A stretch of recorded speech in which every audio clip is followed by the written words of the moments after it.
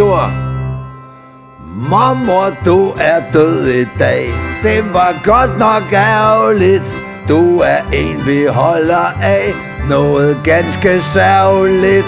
Nu din krop er kold og stiv. Du er tavs og uden liv. Ganske som du plejer. Lad os få en bajer. Skål! Den dag du kom nu! Den dag du til verden kom, ingen længere husker. Skulle man dengang bruge en vogn, var det en med kusk. Og så fik du en rullestol, og dit ansigt som en sol altid kunne stråle. Skulle vi lige skåle? Skål derude! Ikke endnu for helvede! Nu! Dengang tysken bankede på, var du aldrig nær